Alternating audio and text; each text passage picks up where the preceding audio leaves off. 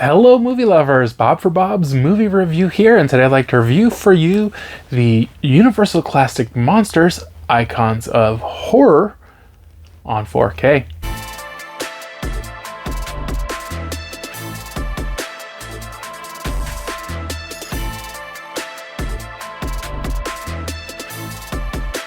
This one was provided to me for review by Universal Pictures Home Entertainment. If you get a chance to check this out, let me know your thoughts down in the comment section below. I'll include more information, including links to purchase one down in the description.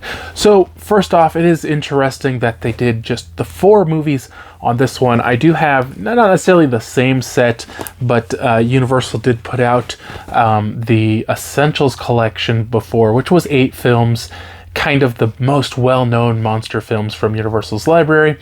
And now they put it down to 4, so half the movies. I don't know if this is just because those are the only ones they had ready in 4K, or they're going to come out with another one and they wanted to split it up. I'm not really sure on that one. So I never watched these films before, and as of right now, I've only watched the first 2, so it's going to be kind of like a 2-part video. It's all going to be a one video, but I'm just going to review the first 2 right now. When you open it up, you get Dracula's the first movie. Same artwork and stuff as in the Essentials collection, except for that it has a 4K disc and a Blu-ray disc. Now, I checked out the 4K. I watched the movie in 4K. It looked good. Like, these movies look fantastic. There's still a lot of noise and a lot of grain in the video. But I wasn't blown away by the picture quality by any means. And so I popped in the Blu-ray to kind of check it out. You know, just to get an idea of what the upgrade is. To me, I didn't see it. Like, I don't know what is supposedly better about it.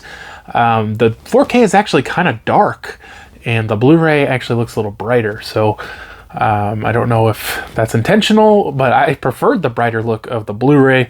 I really couldn't see more detail or higher resolution or anything in the 4K, so I'm not really sure what's better about the 4K. And maybe there is something better, I just don't know. So the story of Dracula is an interesting movie about Count Dracula, and he goes to, I think it's England, and when he's there, he kind of bites on some necks, and the people kind of get on to him, and they realize that maybe there's a vampire, and they realize that Count Dracula is actually the vampire.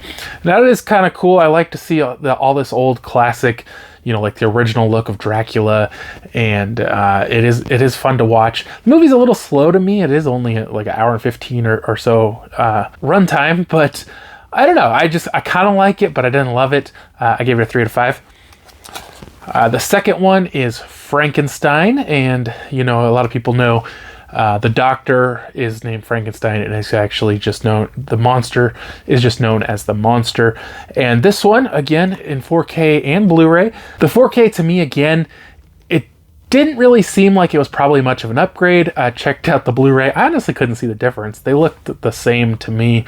So, again, I'm not like an expert on the 4K upgrades, but to me, it just seemed like pretty much the same picture. The story of Frankenstein, I did enjoy a little more. It's about this scientist who wants to bring a dead person to life or create life from the non-living, and so he kind of finds these body parts and kind of sews them together, and he gets a brain, and it's supposed to be a good brain, but then his assistant like smashes it on accident, and so he ends up getting like a defective brain, and so he comes out with this monster, and the monster escapes, and all the townspeople kind of go crazy after the monster.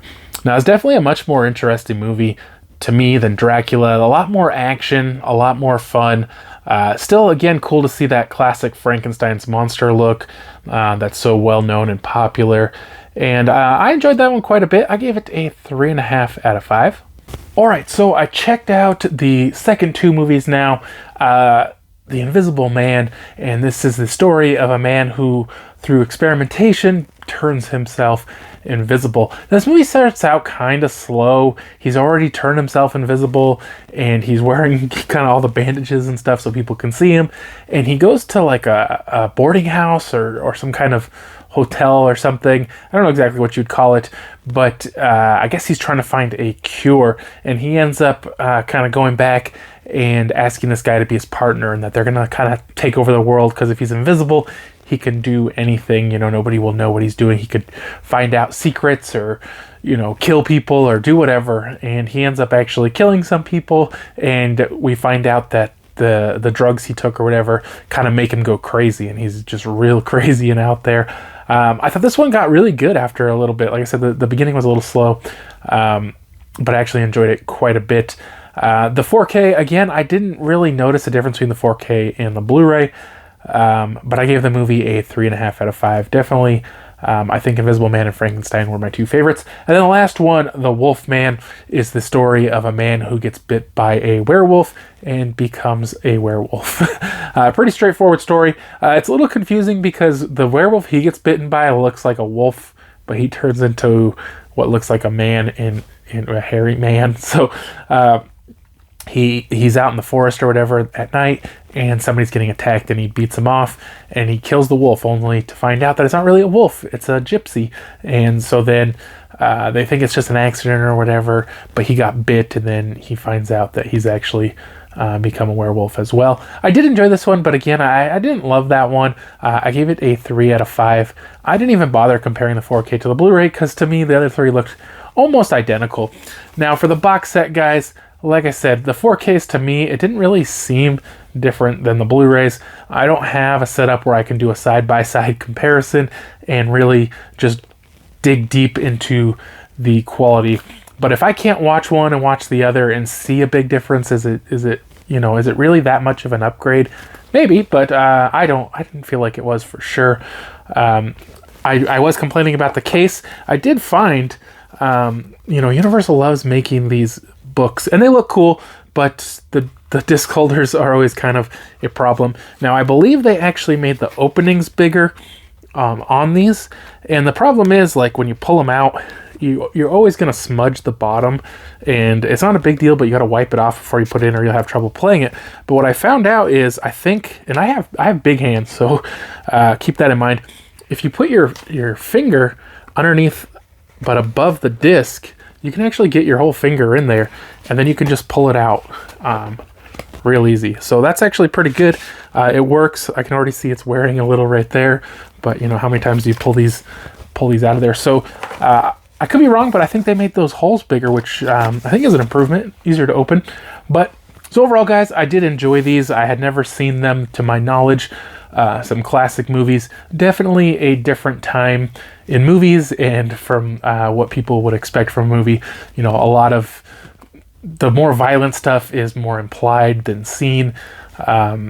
Short movies, they're all, I think, just a little over an hour each, but definitely cool to go back and see those kind of beginnings of these characters that have really withstood the test of time, you know, having many, many movies based on these characters, and they're still around today. So it is a great collection. I don't know if I can recommend jumping on the 4K if you have the Blu-ray. If you don't, then I don't see any reason not to. But thank you guys so much for watching the video. Hope you did enjoy it. If you haven't already, subscribe for more videos, check out videos, and I'll see you guys next time.